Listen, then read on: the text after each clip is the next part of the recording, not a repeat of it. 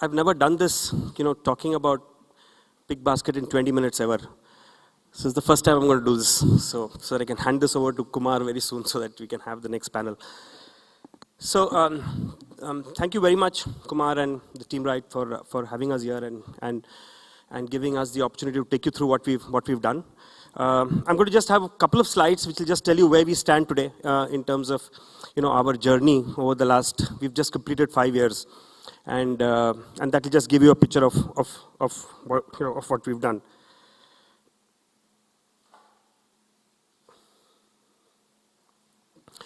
That's a quick snapshot of where we are. We launched BigBasket in December 2011. We just completed 5 years this December. We are currently in 30 cities. We accelerated quite a bit, last year, and that's when we really pressed the pedal to kind of push for growth and expansion. We are 13,000 employees, today. Almost 75% of them are, I hate to use this word, but they're blue collar workers. The most important set of people in our company, because all of them, or most of them, are actually customer facing. And none of us actually, in that sense, see and face the customer every day. So 75% of them are actually blue collar workers. We have about 20,000 products. We do about close to about 1.3 million orders that we deliver in a month. We've got this very healthy repeat business, and if you look at the online business, typically what we call consumer retention or customer retention typically runs at single digit. But thanks to us being in grocery, it's a sticky category. Customers come often, come 3-4 times a month.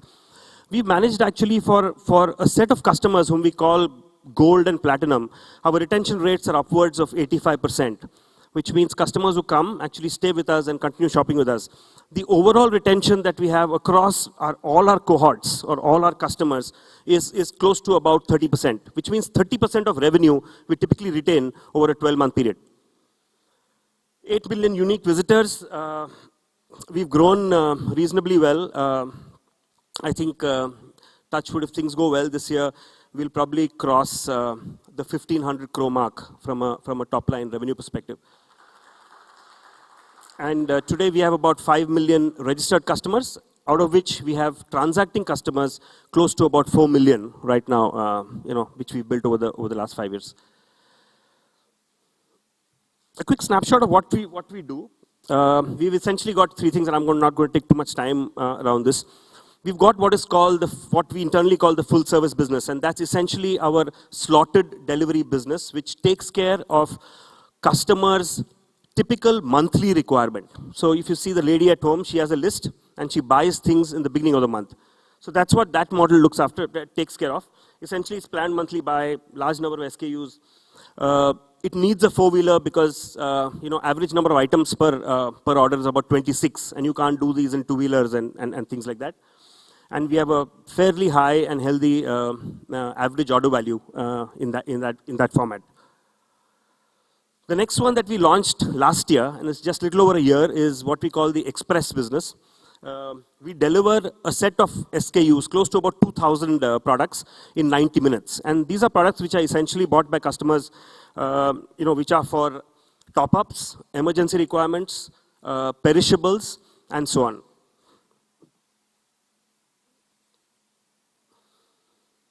The characteristics there are basically top-ups, perishables. We deliver this through a network of what we call dark stores. We stole that name from Tesco. Essentially, these are small storage points, or small warehouses that we have across the city. We have about 60 of them across the country. And we deliver these products, 2,000 odd SKUs from these dark stores.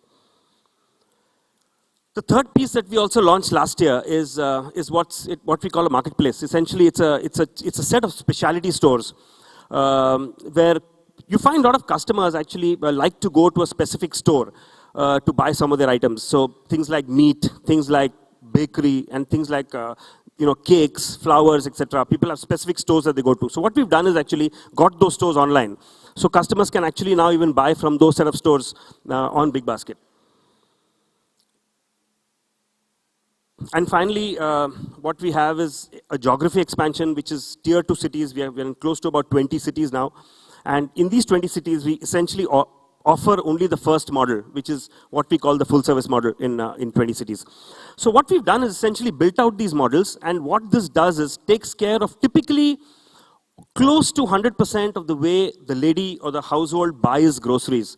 You have a planned buy, you have a express, or what you call the weekly buy. Then you have specialty stores, because you want to go to specific stores which you like and buy the rest of the stuff. And then, of course, we are there in multiple cities. We are actually working on building out a subscription model, which is, we've started work around it.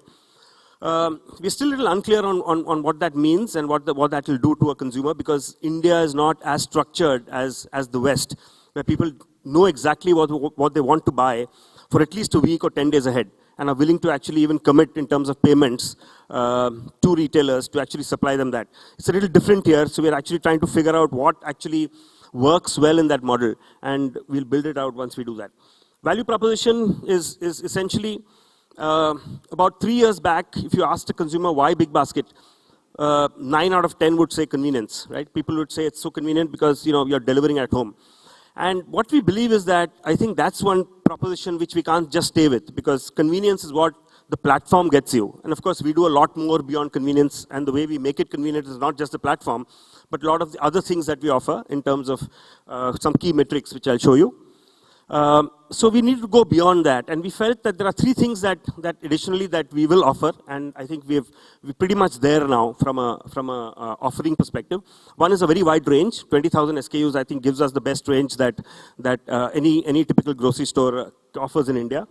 We are competitively priced, and this is something that I want to state. We are not and will never go down the path of discounting, because we don't think that sustainable business models can be built around the concept of discounting. So we will be competitively priced like any other grocery store is, and we'll remain like that. And third is, of course, quality, which is generic, but we're doing hell of a lot of stuff actually around that space, especially in our very strategic and very important fruits and vegetables business that we are actually building out.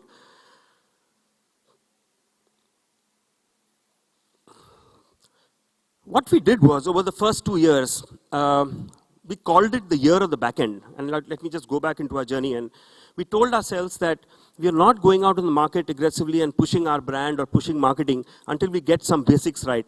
So we spent a lot of time, a lot of energy in making sure that the business is very, very process driven. It's a very complex business, very, very tough on execution. So we had to build processes and overlay that with some great technology, some great people that we had. Actually, we built great tech around these processes to make sure that they're robust. And all we wanted to do was ensure that when a customer orders, we are delivering to the customer and ensuring that there are 3 things or 3 metrics that we actually promise a customer on. And that's what I'm showing you there. And I must tell you, and we're very, very happy to state that today, these metrics from an e-com perspective or grocery e-com perspective are benchmarked as one of the best globally, actually, in terms of, one, what we call the fill rate. The order fill rate is what took us a lot of time to crack, which means that if a customer orders 10 items, how many items are you delivering to the customer? And this is so critical, because the customers coming online, they expect all 10 to be delivered. Now that's a huge challenge. One has never seen a 100% fill rate from any store, actually, from a grocery perspective. But what we managed to achieve is that we deliver today 99.5% of all items in an order to a customer, and we do this consistently day on day. And that's something that we actually took a lot of time to build, and we take a lot of pride around that metric that we have. You'll wonder why it's not 100%. We don't think it will ever get to 100%, because you deal with 20,000 SKUs. Trying to manage accuracy of 20,000 SKUs in 30 different storage points or distribution centers is quite a challenge. So you will have a few SKUs that will get placed wrongly, that will get damaged, that cannot be picked and delivered to a customer. But at a 0.5% error rate, I think we're doing quite well globally. Second is on time. We've cracked that piece also. We use a lot of technology there. Our entire routing piece that the auto routing piece that we actually built, took us almost 2.5 years for us to crack that. considering Indian roads, Indian conditions, Indian traffic, and uncertainty that we have around all of that, it took a hell of a lot of time. A couple of youngsters came, and built this with us, and I'm very proud to state that this company called Locus has done some phenomenal work around this and helped us put that piece in place, which is what get to a 99% accuracy as far as on-time delivery is concerned. And third is availability, which I think is work in progress. Our stated goal is to have 98% availability, which means only 2% of the SKUs, 20,000 SKUs, are shown out of stock at any point in time.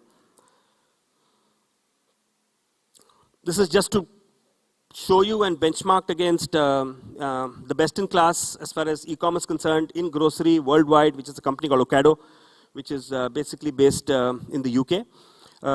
They have pretty much got their act right. They're scaling well and very close to actually turning a decent profitable number from a P&L perspective. So we just put some benchmarks there. I've talked about these numbers, and I think these are numbers that make us really very proud. And the first 2 years of this business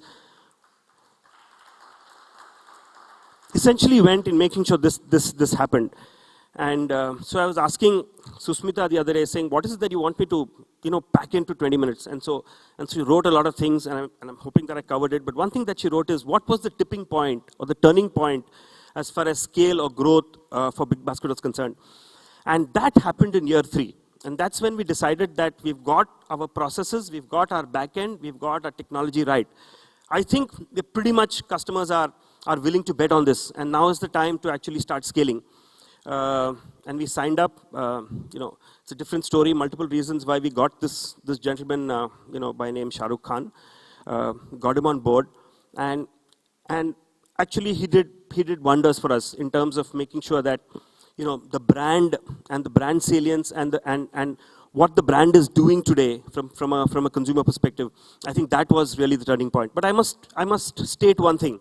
What he does for us is really gets us brand awareness. What he doesn't do for us is conversion. And what we are really now working on going forward is using big data, using extremely powerful analytics platform which we're building in-house to make sure now that all these customers that come into the funnel, we are effectively converting and getting them to become loyal, regular customers. And for us, loyalty is when a customer finishes the 3rd order, the customer becomes loyal. So when he moves into the 4th order, we've pretty much retained the customer. So the biggest challenge for us is the first 3 orders, where we see the maximum number of churn. And what this platform is going to do or help us is to make sure that customers graduate across these first 3 orders and get to the 4th order very, very quickly. And, on a not really lighter note, but this is reality. And the code word for that project, which helps us retain and keep customers with us, is called cocaine. And the reason it's called cocaine is for 2 reasons, right? We're getting the customers, what this program does is gets the customers higher and higher and higher. Right? It moves customers from 1st order to 2nd order to 3rd order. And the moment the customer becomes what we call internally silver, we've pretty much got the customer, right? And second is, it gets the customer extremely addictive, right? Because the customer stays there and basket values keep on increasing. So very apt term, it's calling it cocaine, and it's a very, very strategic, important piece for us right now going forward. I talked about this. Challenges, I talked about the turning point, and I want to spend just a minute more on what are the two challenges that we've faced. I wouldn't call them challenges. I think they're good things to have, but difficult problems that we're facing. The first one is the problem that we're having with people, right? This is a single biggest problem, and I saw some posts from Kumar this morning wherein there's a lot of work going on in terms of a tie-up and what he was most excited about, what it does to the people piece. And I read that, Kumar, this morning. And this is something that, frankly, we are working hard to solve. I have spent a lot of my personal time in the skilling space for about 4-5 years before I got to doing BigBasket. And I must state that we are still struggling, right? We still run attrition rates for that 75% of the people that we have out of the 13,000 which are blue collar, of 8 to 10% month on month. These are people who come from very, very difficult backgrounds. There are people whom we expect to come and report to work at 6:30 in the morning, get into a huddle, and make the first delivery at 7 with a smile, right? And frankly, there is nothing more important as far as I'm concerned and my team is concerned, is to how do we make this work? How do we make people, we do 50,000 deliveries a day. How do we get them to deliver each of those 50,000 orders with a smile? And I must repeat, these are people who come from very difficult backgrounds, right? They would have seen problems in their house the previous night, and we're expecting them to come in the morning, work, and deliver with a smile. Huge challenge, right? And this is something that we're working on. We've created trust. We've put in money behind it. We educate their families. We run a program called Magic, and this is why I get so impressed with the work Nagesh is doing with Train Circle. And you have our wholehearted support, and I'm hoping that we are working together and the teams are working together. Because I think this is what makes a difference to people. This is what makes a difference to, and when I see Nagesh talking about it, I can now relate to it. Because 8,000-9,000 people, I see them every day in that same situation, either delivering, picking, packing, and doing all the work. And most of it is customer facing. And we want them to do it with a smile, right? So we're doing a lot.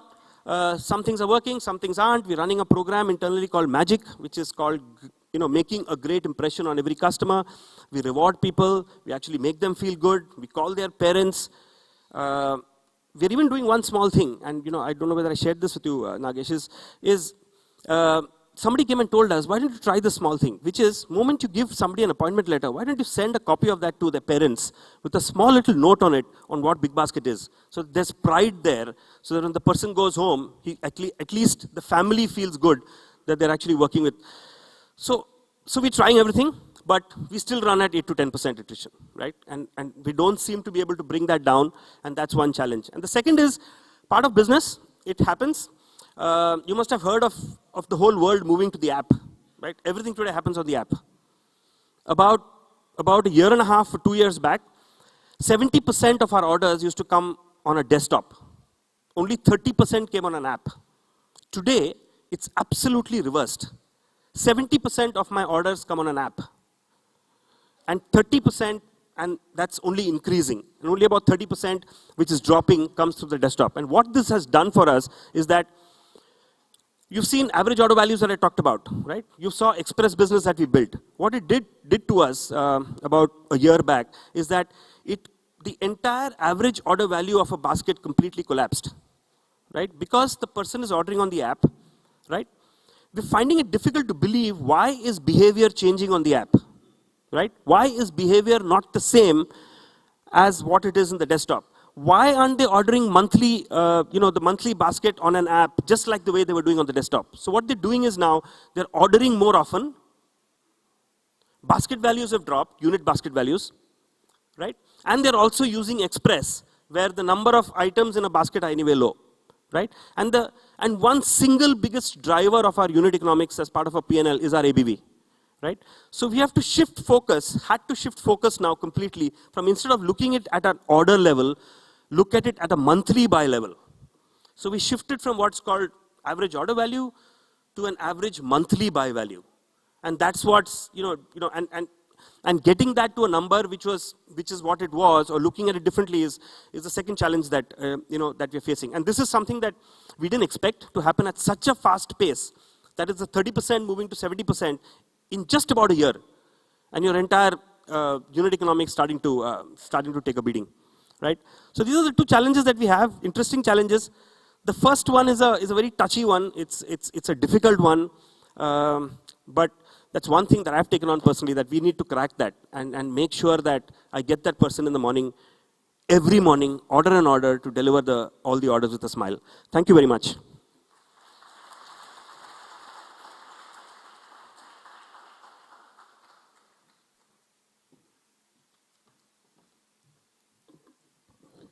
BigBasket.com, indeed a game changer.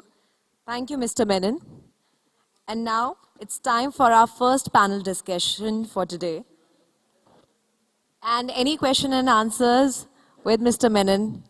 So can we have you on stage, please?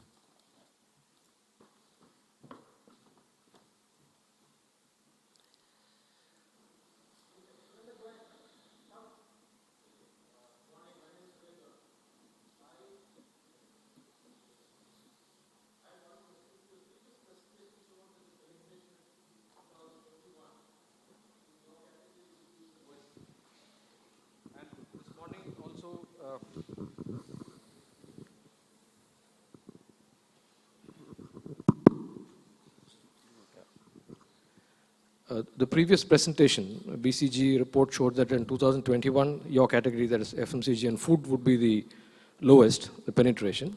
Also this morning, Amazon has announced saying that they're going to spend 3,500 crores for the next 5 years to build physical stores. Would that change your strategy going forward? Are you looking at physical stores? You did mention about dark stores. Yeah, Would good question. Yeah, we are not going to get physical at all from a store's perspective. That's very clear. We've actually, will remain completely pure play. So I maybe beg to differ on a point made in the previous presentation that the pure play online players will take longer, to kind of get there. Right? We don't think that's true. And we will remain a pure play online play. Second point that you made is, I think the highest penetration in e-commerce will actually happen in the food space. It is the single biggest industry, right? If you look at retail today, is close to about $600-700 billion. 70% is grocery, is the food business. So I think that will penetrate far faster. I think the reason why people believe that today is that there aren't enough players. And I think what this sector needs at least 10 more people coming in on the internet selling food. And if that happens, the sector will grow faster, everybody will benefit, and I think consumers will start adopting to the online space as far as food is concerned much faster. So all it needs is 10 more players. So it's great news that Amazon is coming. And I'm just hoping that all the physical players in the grocery space, adopt digital world, adopt online, and come and actually have omni-channel offerings.